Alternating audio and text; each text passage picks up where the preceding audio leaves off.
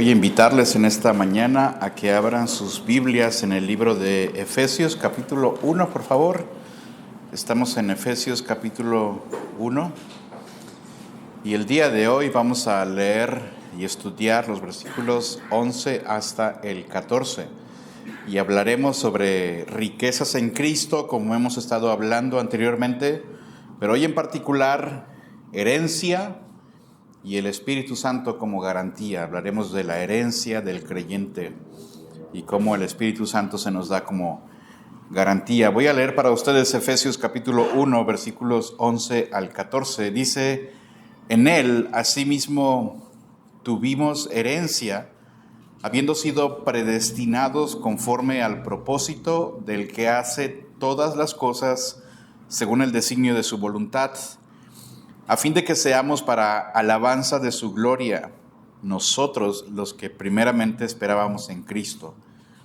En él también vosotros, habiendo oído la palabra de verdad, el evangelio de vuestra salvación, y habiendo creído en él, fuisteis sellados con el Espíritu Santo de la promesa, que es las arras de nuestra herencia hasta la redención de la posesión adquirida para alabanza de su gloria. Oramos. Padre, te damos gracias por tu palabra, gracias por este precioso tiempo de cantos, por poder ver a cada uno de los hermanos, y ahora en particular pido que uses tu palabra, que tu Espíritu Santo nos dé entendimiento, nos dé luz, produzca convicción en nuestra vida. Si alguien no te conoce, que tu Espíritu Santo produzca esa regeneración, convicción de pecado, de juicio, pero también de arrepentimiento, de fe del Evangelio.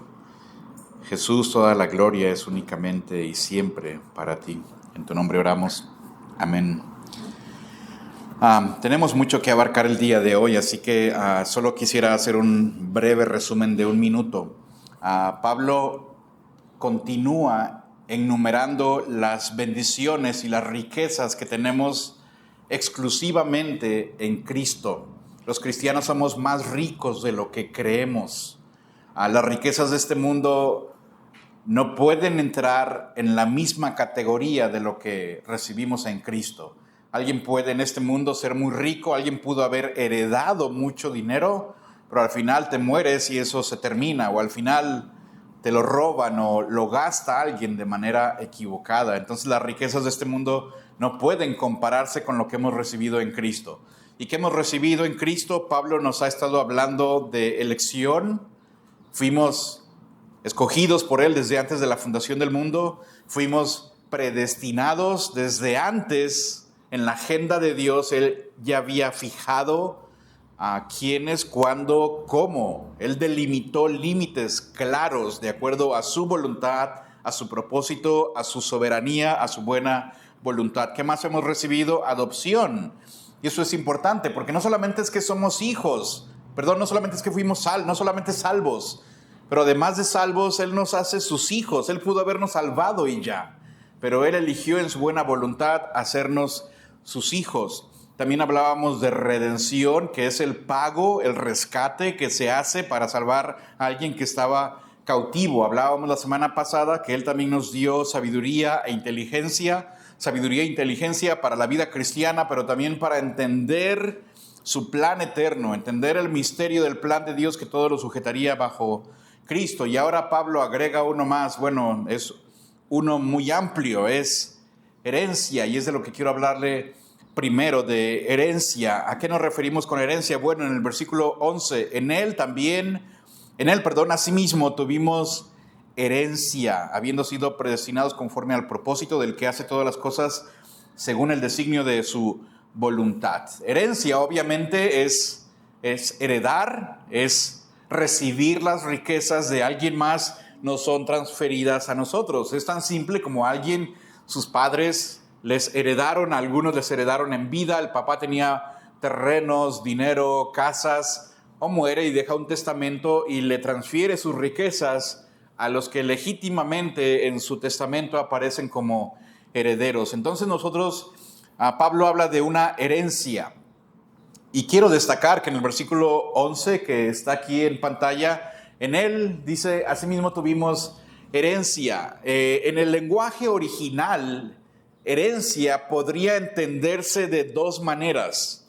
Número uno, podría entenderse como que nosotros, los creyentes, somos la herencia, nosotros somos el tesoro, nosotros somos las riquezas que Cristo recibe.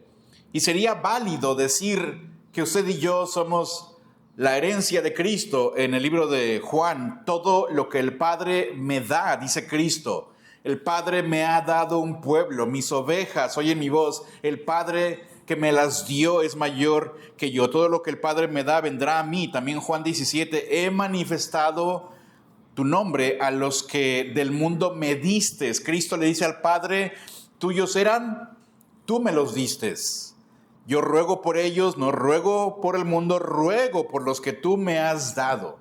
Esos versículos y otros pasajes en la Biblia dicen con certeza que usted y yo, de alguna manera, sí somos la herencia de Cristo. Él nos recibe a nosotros como herencia, a mí en particular, y tengo que resolver esto personalmente. Me cuesta un poco de trabajo entender cómo yo puedo ser la herencia de Cristo. No me siento de tanto valor, no siento que nosotros como creyentes seamos atractivos como para que Cristo diga, esta es mi herencia, pero así lo dice la Biblia. Él nos ve como un pueblo santo, escogido, un linaje especial, somos suyos, somos su especial tesoro. Pero creo que Pablo aquí no está hablando de nosotros como siendo la herencia, sino al revés, nosotros somos los que recibimos la herencia de Dios. Efesios 1:5 dice que fuimos predestinados para adopción. Y si fuimos adoptados como hijos de Dios, entonces esto nos convierte legalmente, de manera genuina, oficial, en herederos de las riquezas de Dios. Una herencia no se le concede a extraños. Una herencia se concede únicamente a hijos legítimos. Entonces creo que Pablo está hablando de nosotros recibiendo de Dios una herencia. Romanos 8, versículos 15 al 17, dice que no hemos recibido el espíritu de esclavitud, hemos recibido el espíritu de adopción. Por eso ahora los creyentes podemos referirnos a Dios como Abba, Padre, como Papá. El Espíritu mismo da testimonio a nuestro espíritu de que somos hijos de Dios, pero Pablo dice eso en Romanos, y si hijos, también herederos. Es decir, si hemos sido adoptados, ahora somos hijos legales, y ahora si también eres hijo, eso te convierte automáticamente en heredero. Y Pablo va a un nivel todavía más lejos, porque dice coherederos con Cristo. Las riquezas que Dios le entrega a Cristo, ahora nos la entrega también a nosotros. Y Gálatas 4 al 7, cuando vino el cumplimiento del tiempo, Dios envió a su Hijo para que redimiese, a fin de que recibiésemos la adopción a través de Cristo. Y por cuanto sois hijos, así que ya no eres esclavo, ahora eres hijo, y si eres hijo también eres heredero por medio de Cristo. Entonces la herencia es el resultado natural de haber sido incorporados formalmente, legalmente, de manera genuina a la familia de Dios a través de Cristo. Pero viene una pregunta, ok, somos herederos nosotros, somos hijos herederos, pero viene la pregunta, ¿y qué heredamos? ¿Qué heredamos? ¿Qué hay en el testamento? ¿Qué se nos dio? Bueno, algunas cosas. Primero, heredamos al mismísimo Dios. Esto suena como, ¿cómo heredamos a Dios? Salmos capítulo 73, ¿a quién tengo yo en los cielos sino a ti? Y fuera de ti, nada deseo en la tierra. Pero sigue diciendo el salmista, mi carne y mi corazón desfallecen, mas la roca de mi corazón y mi porción es Dios para siempre. Los salmos hablan una y otra vez de que Dios es nuestra porción. Salmos 16, Jehová es la porción de mi herencia y mi copa. Tú sustentas mi suerte, las cuerdas me cayeron en lugares deleitosos y es hermosa la heredad que me ha tocado. Los salmos son muy congruentes en hablar de Dios como nuestra herencia, como el mayor bien que usted y yo hayamos recibido. No hay otra cosa superior en la existencia, en todo lo que hay, en todo el universo, en todos los tiempos, que el mismísimo Dios. Él es nuestra herencia, Él es nuestro mayor tesoro. Por eso dice el salmista: ¿a quién tengo yo en los cielos sino a ti? Fuera de ti, ¿qué otra cosa podría haber? Fuera de ti no existe nada mayor. Él es nuestro mayor tesoro, Dios mismo. Pero también heredamos el reino y la vida eterna. Mateo 25 es Cristo diciéndole a sus propios hijos: venid, benditos de mi Padre, heredad el reino preparado para vosotros. Yo les he preparado un reino. Vengan, entren. Desde antes de la fundación del mundo esto fue preparado para ustedes, la vida eterna con Dios. Tito 3:7, para que justificados por su gracia viniésemos a ser herederos conforme a la esperanza de la vida eterna. Nuestra herencia es el reino, la vida eterna, el Rey. Las riquezas de Cristo son nuestras. No solamente vida eterna en el sentido de eterna, no que dura para siempre, pero la naturaleza de la vida, comunión plena con Dios, comunión definitiva con Dios. Cuando hablamos de vida eterna, no nos referimos solo a eterno, a que nunca acaba, pero la naturaleza de abundancia, de plenitud, está completa esa comunión con Dios. Y esa herencia que recibimos no está sujeta al desgaste del tiempo ni a la estabilidad del universo. Está reservada y guardada no por manos humanas ni por poderes humanos, sino por el mismísimo poder de Dios. Primera de Pedro 1 dice que somos guardados por el poder de Dios y nos hizo renacer para una esperanza viva, y después dice para una herencia incorruptible, incontaminada e inmarcesible, reservada en los cielos para nosotros. Heredamos a Dios, heredamos el reino, heredamos la vida eterna y heredamos también la gloria de Dios. Romanos, la gloria de Cristo, gloria con Cristo. Romanos 8:17, coherederos con Cristo, dice, somos coherederos con Cristo para que juntamente con Él seamos glorificados. Heredamos con Él, heredamos con Cristo. Él merece toda la gloria y Él será glorificado eternamente. Y su gloria la comparte de manera santa y sana con nosotros por estar nosotros unidos a Él. Y también quiero destacar que esta herencia es por estar en Él. El versículo comienza con estas dos palabras: en Él. ¿Por qué tenemos herencia? No por esfuerzo que hayamos hecho, no por obediencia acumulada de años y años. No se activa por tu desempeño espiritual. La herencia se recibe únicamente por unión a Cristo. Fuera de Él no hay ninguna herencia. En Él todo es completamente gracia. Por nuestra cuenta, usted y yo no ganamos absolutamente nada delante de Dios, más que juicio y justicia. En Cristo ganamos vida eterna, ganamos esa herencia. Y Pablo es muy insistente, no sé si usted lo ha notado, pero esas dos palabras juntas, en Él, en Él, en Él, en Cristo, una y otra vez, en Él, en Cristo, en el amado. Por lo menos en la sección que vamos a cubrir hasta el día de hoy, el versículo 14, 11 veces Pablo remarca una y otra vez: toda bendición espiritual en los lugares celestiales en Cristo. Nos escogió en Él, nos hizo aceptados en el amado, en quien tenemos redención, reunir todas las cosas en Cristo. En Él asimismo tuvimos herencia, en Él también vosotros fuimos sellados. Todo una y otra y otra y otra vez es en Cristo. Dios no reparte bendiciones al azar y de manera aleatoria. Todo lo que da, lo da exclusivamente en Cristo, y por estar en Cristo, si estamos en Cristo, lo tenemos todo. Si no estamos en Cristo, no tenemos nada.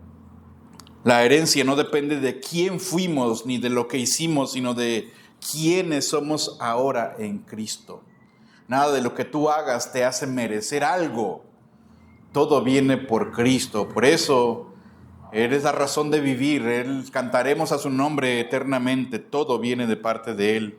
Eso es la herencia, pero veamos también la base de la herencia, algunos puntos claves sobre la herencia. ¿Cuál es la riqueza de la herencia? Y la herencia es Dios, el reino, la vida eterna, comunión con Cristo, gloria con Cristo, y todo viene en Él. Pero hablemos un poquito de la base de la herencia. La herencia no descansa en algo que ocurrió en nosotros. La herencia viene algo completamente fuera de nosotros y mucho antes de nosotros en el corazón y en la voluntad de Dios. Sabe que hay herencias en este mundo que son mal distribuidas, hay herencias que son robadas, hay herencias que son mal manejadas, hay herencias que fueron manipuladas, hay herencias que fueron injustas, a uno le dieron muy poquito, a otro le dieron mucho, hay herencias que fueron pobres, no se heredó casi nada, otras herencias que fueron caóticas y terminaron en pleitos muy fuertes. La herencia que Dios nos da está alineada directamente con quién es Él. Es una herencia perfecta, pero ¿cuál es la base para esta herencia? El versículo 11 nos dice varias cosas. La base de la herencia es que fuimos predestinados. Dice el versículo 11, en Él asimismo tuvimos herencia habiendo sido predestinados. La herencia no fue un plan B de Dios. La herencia no fue como a medio camino Dios tomó otra dirección. La herencia tampoco es una respuesta a que Dios ya sabía quién iba a creer, una fe futura. La herencia, Pablo dice claro, fuimos predestinados para recibirla. ¿Por qué la recibimos? ¿En qué se basa? En que Dios así lo estableció. Fijó los límites, marcó calendario, marcó todos los lugares y situaciones. Dios lo determinó desde antes. Y la palabra predestinados, la dijimos anteriormente, indica que el destino fue establecido antes. No fue improvisado. Nuestra herencia estaba decidida antes de que existiéramos. ¿Puede usted imaginar heredar ahorita ya a sus bisnietos que todavía ni tienes hijos y ya heredas a bisnietos? No tendría sentido, pero Dios sí lo ha hecho. El hombre ni existía y Dios en su plan eterno ya había predestinado darnos esta herencia. Entonces la herencia apunta no solamente a la salvación, pero a todos los beneficios que vienen con la salvación. Su plan era llevar a sus hijos a plenitud y darles todo lo que Él ya había planeado y determinado darles. ¿Cuál es la base de la herencia? Que fuimos predestinados para esto. Pero también ese es el propósito de Dios.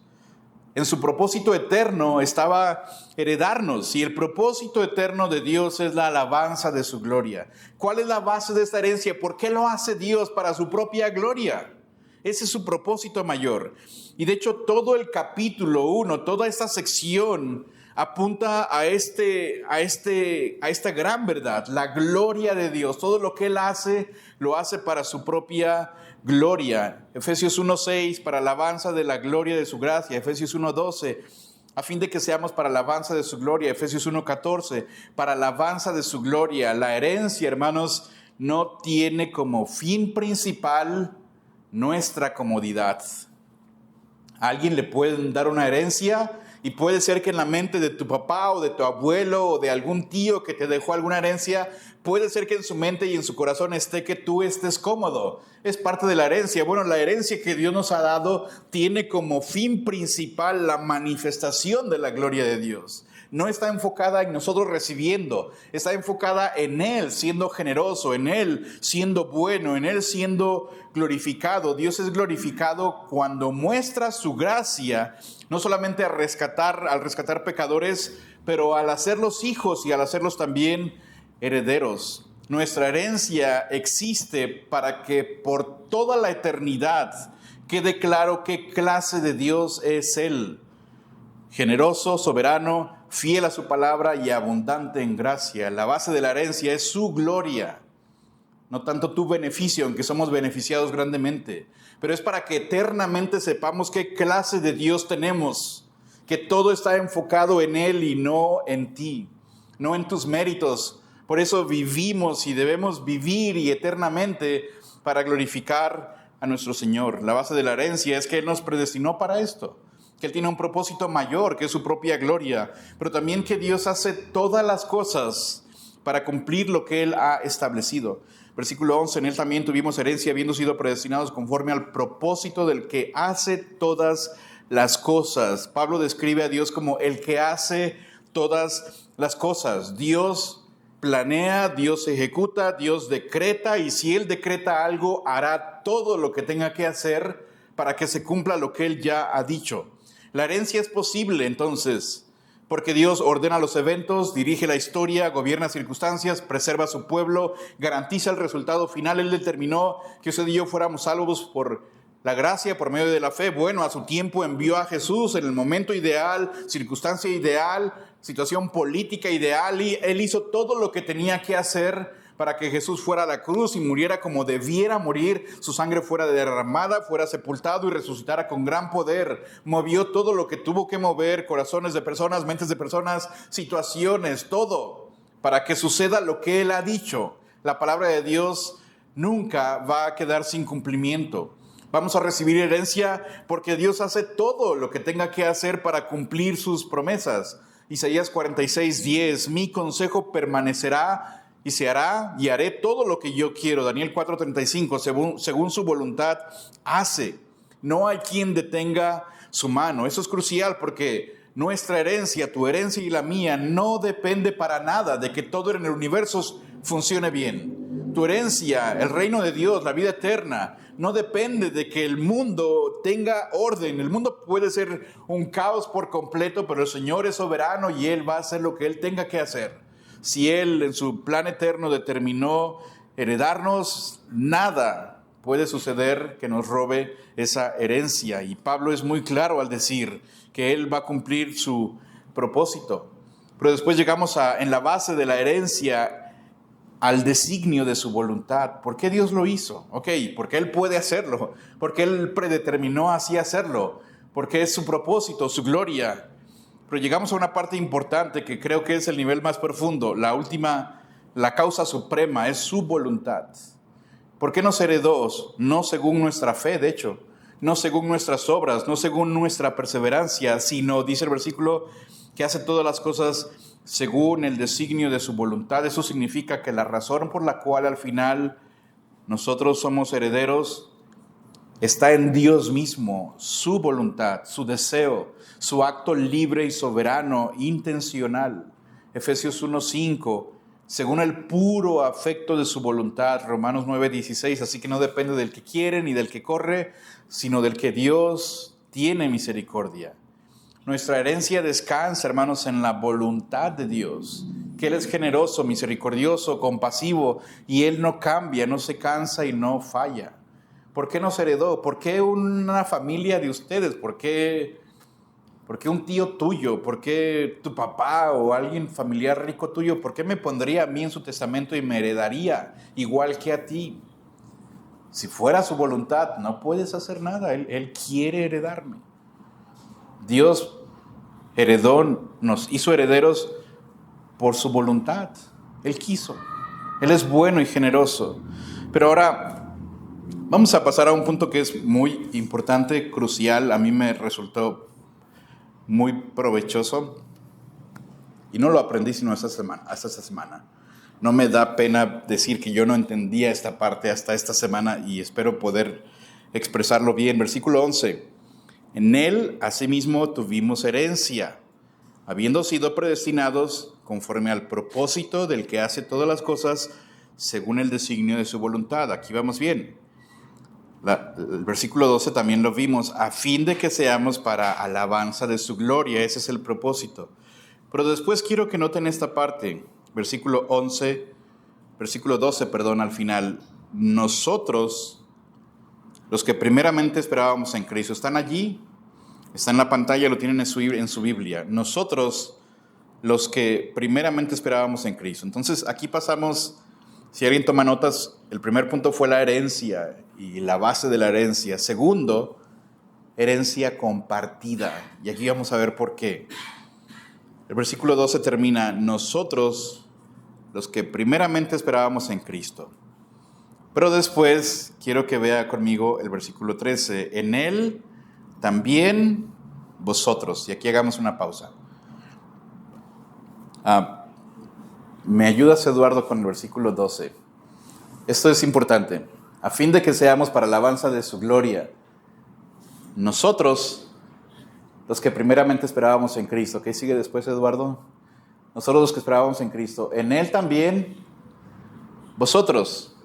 Quiero que vea una cosa. Pablo está hablando aquí a dos grupos. Dice, nosotros que esperábamos en Cristo, y después brinca, en Él también vosotros. Nosotros en el español moderno no usamos El vosotros, ¿verdad? Nadie habla de vosotros. Yo no les hablo a ustedes de vosotros. El vosotros es ustedes.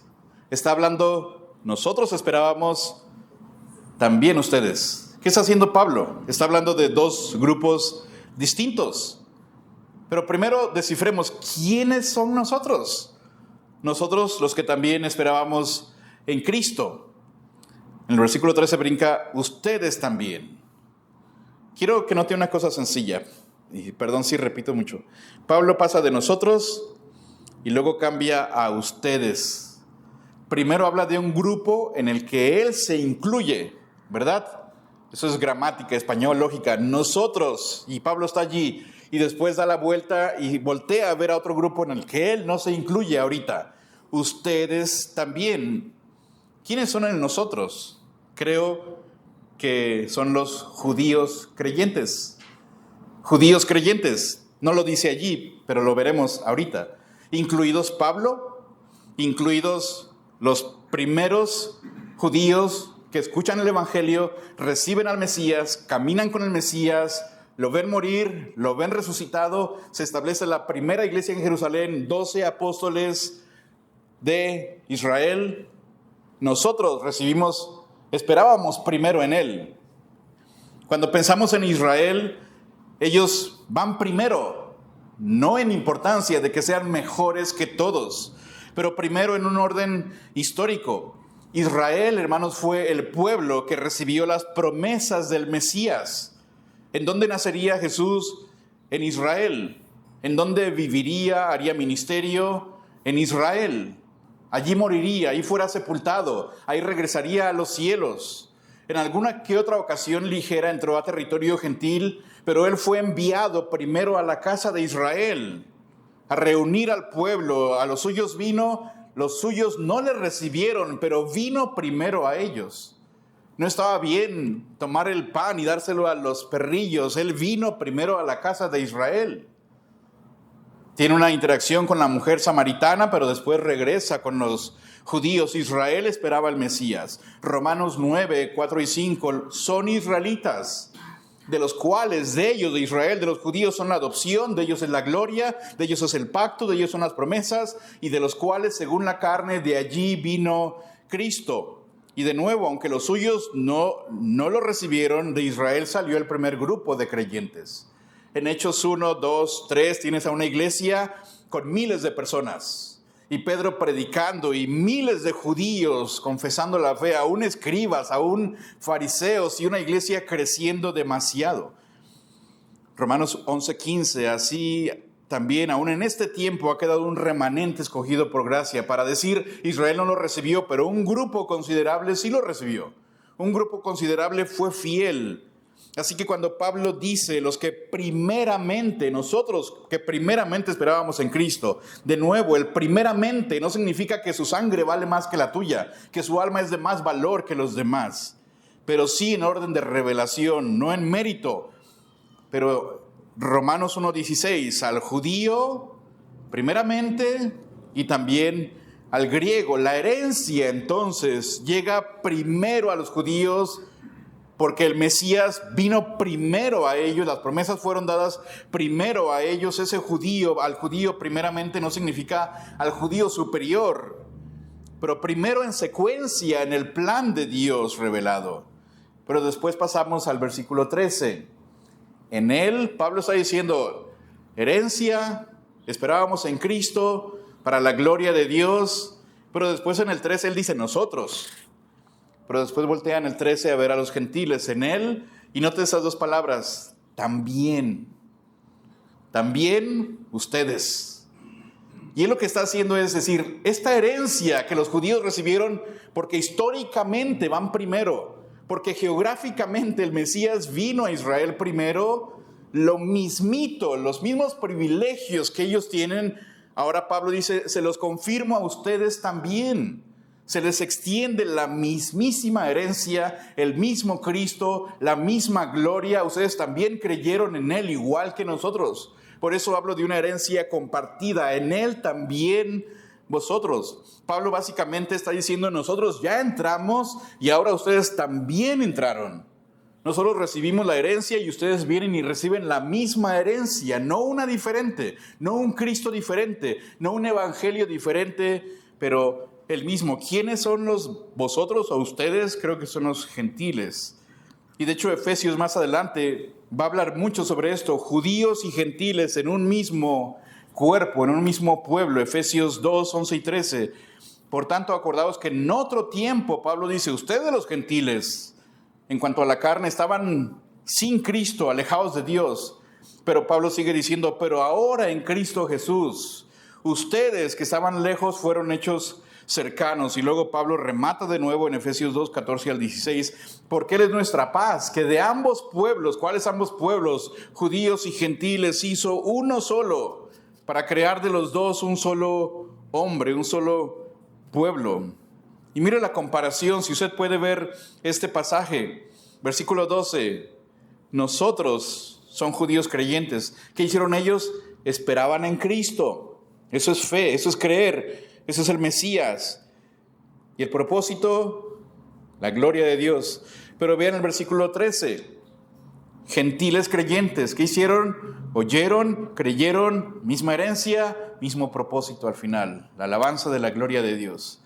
No hay dos caminos, no hay dos resultados, una misma herencia para dos grupos distintos, pero un mismo Cristo. Todo es en Él. Por eso usted puede ver en el versículo 11, en Él. Versículo 13, en Él. Todo lo que recibimos, judíos o gentiles, lo recibimos en Él. Herencia diferente, no, la misma, compartida. ¿Cómo llegamos a eso? Creer, esperar en Cristo. ¿Cuál es el propósito? Para alabanza de su gloria para un grupo, alabanza de su gloria para ambos. Lo mismo, y la igualdad está en Cristo. Judíos tenían promesas, esperaban al Mesías. Gentiles no tenían promesas, pero oyeron el evangelio y creyeron. El punto de la herencia, hermanos, no es que uno era judío y tenía más privilegio que otro. El punto de unión es Cristo mismo. Spurgeon dijo, la fe no corre por la sangre, porque eres judío, sino por la gracia. El linaje no salva, Cristo salva. Y Pablo va más lejos, porque en Efesios 3:6 dice que los gentiles son coherederos y miembros del mismo cuerpo, y coherederos es recibimos igual, parejo. Nos hizo uno solo. Efesios 2:19, así que ya no sois extranjeros ni advenedizos, hablándole a los gentiles, son conciudadanos de los santos y miembros de la familia de Dios. La herencia entonces no se duplica, la herencia es la misma y se comparte. La familia no se divide, la familia se amplía, compuesta por judíos y gentiles. El punto de Pablo no es separar, el punto de Pablo es unir, un solo Cristo, un solo Espíritu, una sola herencia, un solo pueblo para alabanza de su gloria. La herencia no existe para exaltar a judíos, la herencia existe para exaltar la gloria de Dios al formar a un pueblo redimido. Dios no favorece a los judíos por ser judíos, ni a los gentiles por ser gentiles. Él favorece al pecador porque está unido a Cristo y lo hace para su propia gloria. Pero ahora pasemos a nuestro punto 3, que es la salvación, de la cual hablaremos en el versículo 13. En él también vosotros, judíos, gentiles también, habiendo oído la palabra de verdad, el evangelio de vuestra salvación, y habiendo creído en él, fuiste sellados con el Espíritu Santo de la promesa. ¿Qué tenemos en común, judíos y gentiles? Compartimos una misma herencia, y ahora dice ¿por qué? Porque compartimos una misma salvación, compartimos una misma fe. Los judíos no fueron salvos por la ley, los gentiles no fueron salvos por lástima, porque eran ignorantes. Ambos fuimos salvos de la misma manera. Lucas lo dijo en Hechos 15, antes creemos que por la gracia del Señor seremos salvos de igual modo que ellos, judíos y gentiles. La salvación nunca ha tenido dos caminos, siempre ha sido uno solo, y ese es Cristo. Pero quiero que veamos en el versículo 13, cuando habla de la salvación, habiendo oído la palabra de verdad y el evangelio. Quiero tenerme aquí, el evangelio de vuestra salvación, o nuestra salvación. Hemos oído y cantado mucho y platicado mucho sobre la salvación, pero una pregunta: ¿cómo esta salvación se convierte en nuestra salvación? Porque Pablo dice, oímos el evangelio de vuestra salvación. Cantamos de salvación, pero una pregunta sencilla y genuina para cada uno de ustedes ¿esa salvación es tu salvación? Es la salvación de los judíos, la salvación de los gentiles. ¿Cómo eso pasa de ser cosa de la mente a ser algo propio?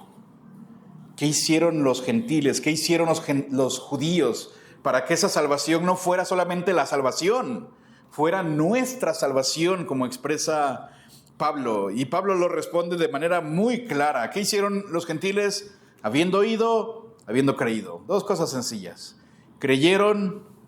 Oyeron y creyeron. Pero veamos con un poco más de detalle. Habiendo oído la palabra de verdad. La salvación comienza ¿con qué? Con una emoción. La salvación empieza con un calor que empiezas a sentir en el pecho. La salvación comienza con vas a una reunión y alguien te puso aceite. O la salvación comienza con que pusieron las manos sobre ti y te agarró una temblorina incontrolable y ahí comenzó. No.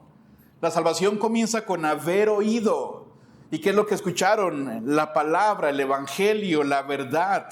La salvación no nace en el corazón humano, no nace por emociones, viene de Dios como un medio externo por la palabra que se oye. Romanos 10:17, así que la fe es ¿por qué?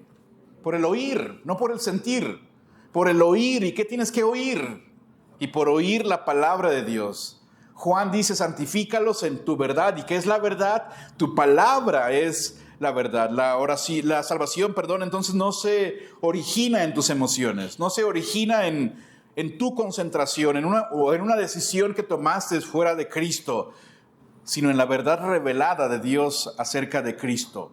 Pero Pablo también dice, oyeron. ¿Y qué oyeron? El evangelio de vuestra salvación. No existe salvación fuera del evangelio. El evangelio es el medio por el cual Dios salva. Por eso Pablo lo llama así de manera clara y directa, el evangelio de vuestra salvación. No es cualquier evangelio. El evangelio de vuestra salvación. Y la palabra evangelio, ¿alguien recuerda lo que significa? Buenas nuevas. ¿Y qué es el evangelio? Buenas nuevas. Si puede usted ver en el libro de Efesios capítulo 2, versículo 13, tenemos una parte importante. Versículo 13 de Efesios 2. Pero ahora en Cristo Jesús, vosotros que en otro tiempo estabais lejos. Note lo que estaba pasando. En otro tiempo estabas lejos. ¿Qué es el evangelio? Que fuimos hechos cercanos. ¿Cómo? Por medio de la sangre de Cristo. Y después brincamos al 16. Y mediante la cruz reconciliar con Dios en un solo cuerpo. ¿Qué es el evangelio? Que estábamos lejos, fuimos hechos cercanos. ¿Por cuál medio? Por la sangre de Cristo mediante la cruz. Y después dice, matando las enemistades. Y vino y anunció las buenas nuevas. Ahí está el evangelio de paz a los que estabais lejos. ¿Qué es el evangelio? Es la realidad de que nosotros, tú y yo, estábamos lejos, sin Dios, enemistados, enemigos completamente. Hijos de ira, hijos de desobediencia, objetos de la ira de Dios. Pero ahora, usted y yo que estábamos lejos y éramos enemigos, fuimos hechos cercanos, reconciliados con Dios y ahora estamos en paz. Por eso Pablo llama el evangelio de paz. ¿Y cómo es eso posible? Por la sangre de Cristo mediante la cruz, no es otra cosa. El evangelio son las buenas nuevas de que a través de la sangre de Cristo, cualquier pecador, tú el día de hoy, puedes ser reconciliado con Dios. Que los que estábamos lejos podemos ser traídos delante de Dios por el Espíritu Santo y ser hechos sus hijos. Las buenas nuevas, la noticia más grande es que Cristo en la cruz tomó tu lugar, se ofreció como un sacrificio perfecto, un sustituto, y tomó el lugar que a nosotros nos correspondía justamente. Y por su sacrificio tú puedes ser perdonado y por su resurrección puedes ser justificado. El evangelio es eso, el evangelio de vuestra salvación. ¿Qué es el evangelio? Abrir la Biblia y leer cualquier pasaje, no necesariamente. ¿Qué es el evangelio? ¿Venir a la iglesia y cantar? No. ¿Qué es el evangelio? ¿Memorizarte muchos versículos? No. ¿Qué es el evangelio? Que Cristo murió en la cruz es parte de.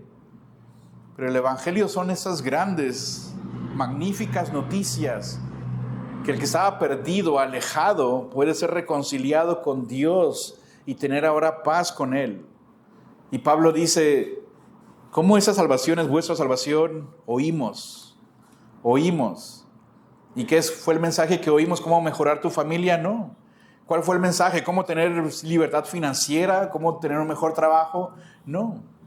El mensaje es lo que Cristo hizo por ti y por mí en la cruz, y usted y yo estábamos perdidos, y por su obra, por su sangre, por su cruz, podemos ser ahora perdonados. Pero también Pablo sigue diciendo, no solamente habiendo oído el evangelio de vuestra salvación, pero habiendo creído en él, porque oír no es suficiente.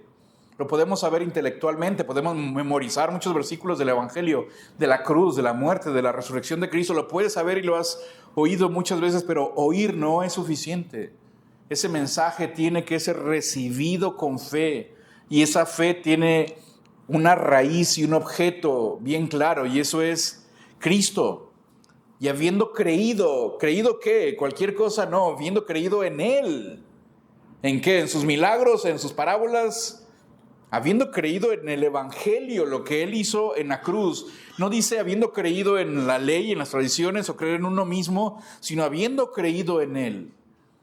Es lo mismo que Pablo ha expresado en todo el pasaje. Todo es en Cristo.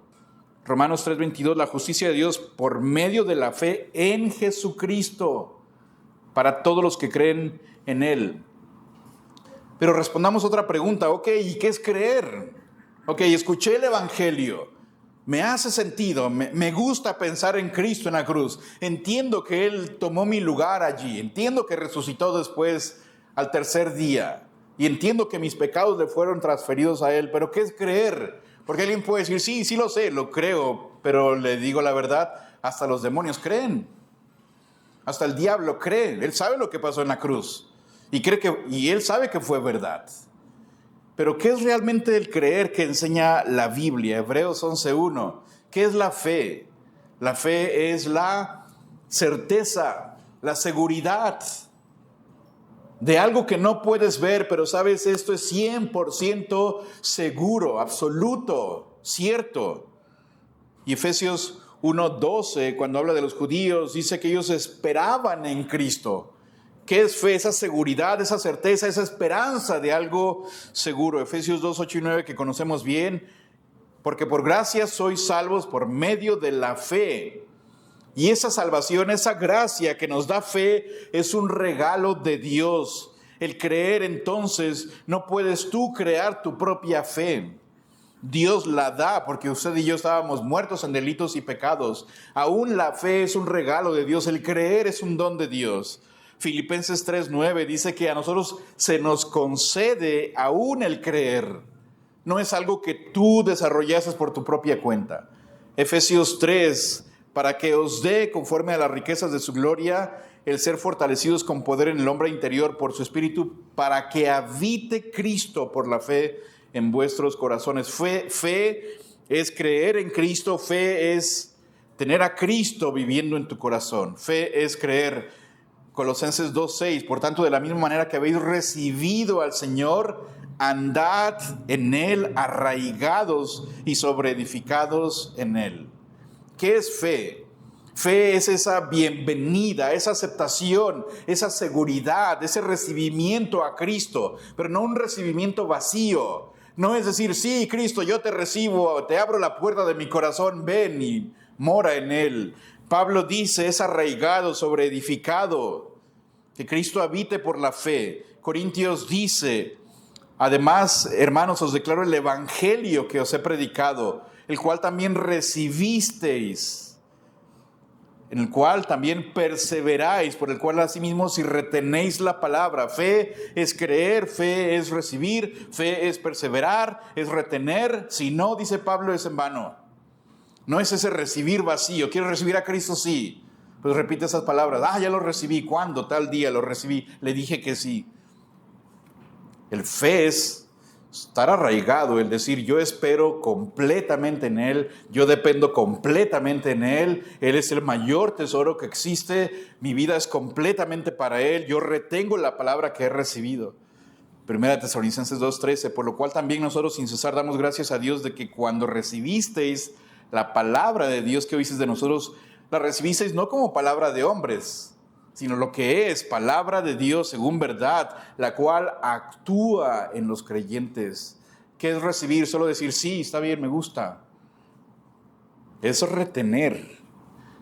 Y esa palabra actúa en tu vida, la recibes como la máxima autoridad, no como una palabra de hombre, sino como la palabra de Dios. Y si es la palabra de Dios, y si Él es el Salvador, entonces toda mi vida completa le pertenece a Él. Y Juan 1:12 remata, porque a todos los que lee, recibieron y a los que creen. Ve que los dos van juntos, son inseparables. Creer es lo mismo que recibir. ¿Y qué es recibir? Es retener, arraigarse, esperar, someterse. Es un recibimiento grato a Cristo como Señor, como tesoro, como todo. Como esta salvación de la que habla Pablo es nuestra salvación, habiendo oído y habiendo creído en Él. Y esa fe la produjo el Señor. Y cuando es ese llamamiento efectivo, transforma tu vida de verdad.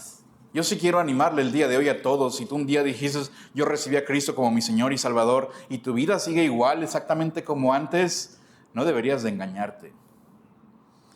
Si tu fe no produce esas obras de parte de Dios, estás muerto.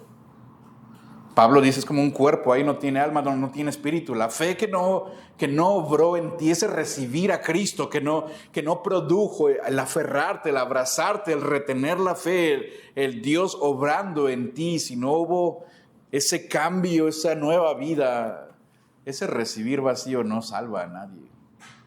Es una fe producida por ti mismo o forzada por alguien más. La fe vino por haber oído, haber recibido.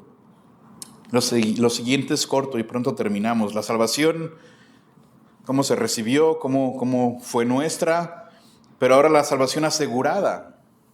¿Qué tan segura es esta salvación?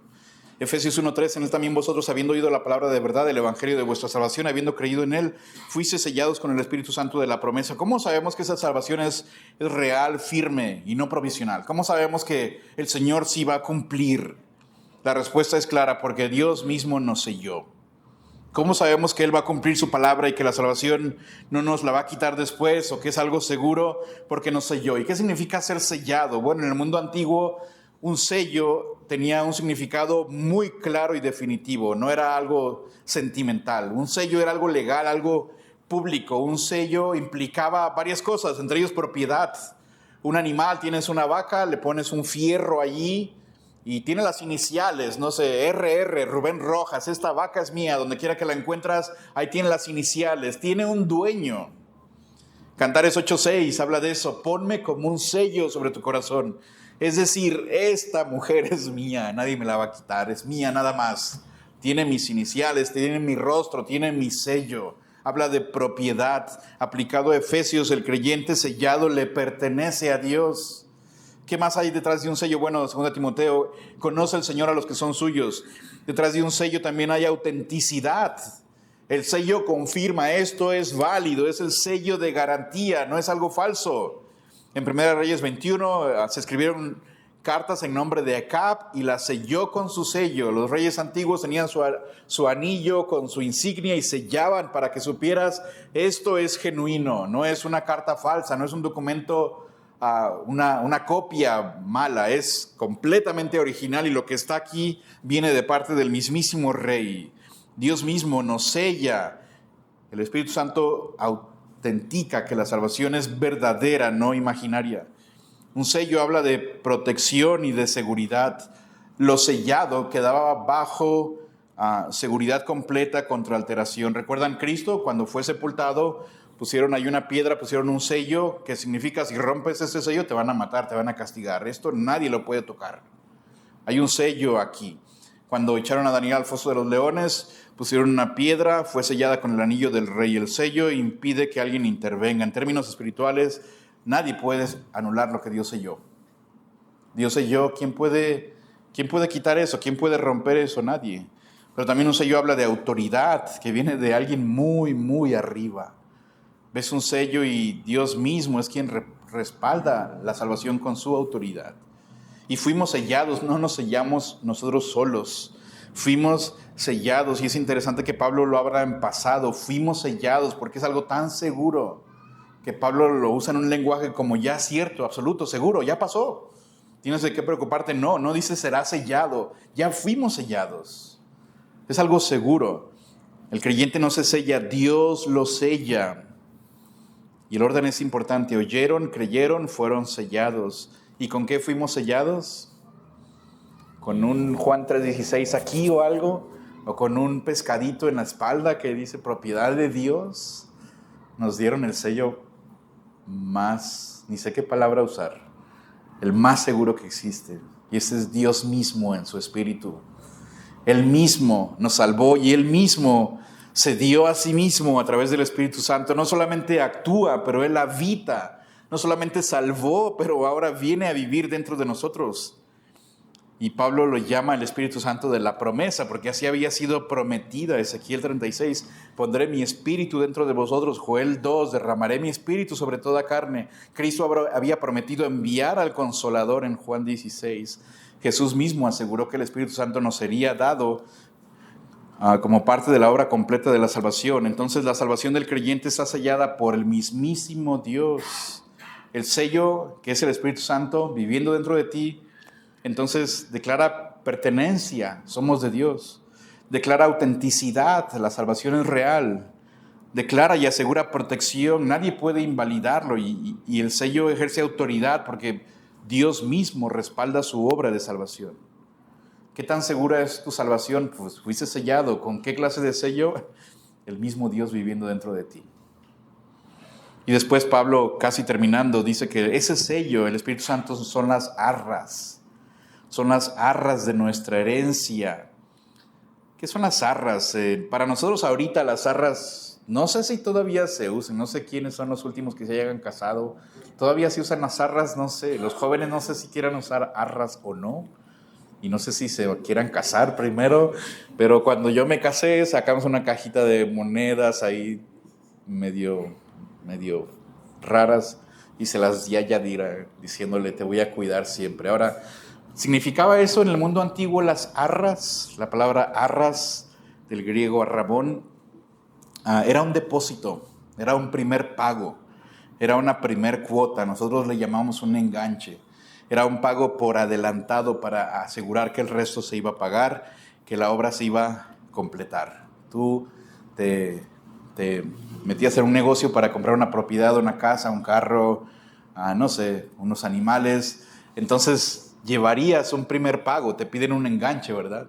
Y eso es, algunos llevan hasta las escrituras de su casa o de su carro. Eso significa que te estás comprometiendo a pagar el resto de la propiedad.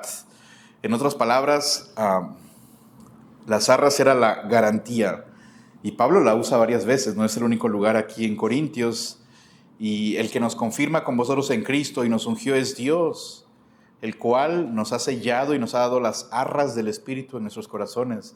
2 Corintios 5:5, mas el que nos hizo para esto mismo es Dios, quien nos ha dado las arras del Espíritu. Arras era ese primer pago inicial como garantía de que nuestra salvación es segura. Y Dios nunca falla, no entra en bancarrota, no cambia. Tú podrías engancharte con un carro, una propiedad, un terreno y llevas un pago y a los 3 meses te corrieron del trabajo. ¿Qué vas a hacer? ¿Quién sabe? O el carro lo tuviste que devolver o algo, fuiste a empeñar un teléfono, una computadora y te dieron el dinero y ya no puedes pagar, lo vas a perder. ¿Sabe que el Espíritu Santo viviendo dentro de ustedes, Dios diciendo, aquí está la garantía? ¿Crees que Dios va a fallar en completar lo demás? ¿No? El que comenzó en nosotros la buena obra la va a llevar hasta término, hasta culminación. Y no significa que Dios deba una parte de tu salvación, pero todavía estamos en este cuerpo, todavía estamos en este mundo. Y aunque veas caos a tu alrededor, aunque veas enfermedad, aunque veas desánimo, aunque veas tristeza, traición, tú ya tienes la garantía, ya tienes un dueño. Y ya estás viendo ahorita parte de la obra maravillosa que Él va a hacer. Hay una garantía puesta en ti mismo y hay un enganche. Y Dios es fiel a su palabra y Él va a cumplir. Dice que las arras de nuestra herencia. La herencia es futura, es completa. Dios ya comenzó a entregarla ahorita. El primer pago no es también una cosa, es una persona, es el Espíritu Santo. Dios no te dio un papel que dice, sí voy a cumplir. El punto es que Dios se dio a sí mismo en su Espíritu como anticipos. Y Dios puso el anticipo más costoso, que es el mismo, su propia presencia. No va a fallar en lo que Él prometió. Por eso dice Pablo, hasta la redención, hasta el pago completo de la posesión adquirida. Él dijo que eres suyo, pero tú ves a tu alrededor, pero todo está bien caótico. Él dice que eres suyo, Él va a cumplir. Te dio una garantía. Romanos 8:23, gemimos dentro de nosotros esperando la adopción, la redención de nuestro cuerpo. No vemos ahorita como que seamos suyos por completo. ¿Por qué me pasa esto, Dios? Y se murió aquí sabe quién y estoy bien enfermo y tengo muchos problemas. Eres suyo. Eres suyo. El cuerpo gime esperando esa redención completa cuando a plenitud veremos la salvación de nuestro Señor. Y Pablo termina diciendo, para la alabanza de su gloria, al final en el versículo 14, que es las arras de nuestra herencia hasta la redención de la posesión adquirida para la alabanza de su gloria. Lo mismo que vimos en el versículo 12, para que seamos para la alabanza de su gloria. Salmo 115, no a nosotros, oh Dios, no a nosotros, sino a tu nombre da gloria.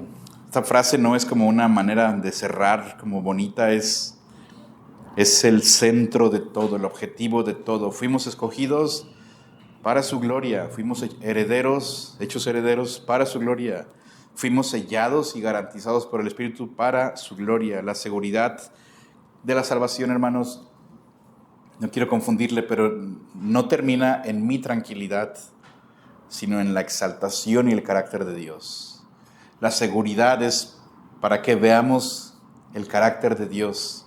Me siento seguro, sí, pero sabe que hay algo mayor que eso, es qué grande es Dios, qué poderoso es Dios, es glorificado porque Él planeó nuestra salvación, Él la ejecutó en Cristo, la aplicó por su Espíritu Santo y Él mismo garantiza que la va a llevar a término. Nada queda suelto, nada queda al azar, nada depende del hombre y por lo tanto nada puede fallar. Por eso toda la gloria es suya. En Efesios 1, este pasaje del 3 al 14 que dijimos es una sola oración muy grande. Tenemos una salvación soberana, una herencia segura, una garantía divina, Dios mismo viviendo en ti, y un solo fin, la alabanza de la gloria de Dios. Y ahí nosotros como cristianos descansamos y Dios es exaltado. Oramos, Padre, gracias por tu palabra. Nos has dado muchas riquezas, entre ellos herencia, y es algo seguro, tu salvación, la vida eterna, el reino. No es algo que dependa de nosotros, no es algo que dependa de qué estable esté el mundo y sus gobiernos, qué tan poderosos sean los países, Dios. Al final, no somos de este mundo, Padre, y este mundo pues llegará a un fin. Pero en ti estamos seguros, en ti somos ricos, en ti tenemos una herencia segura.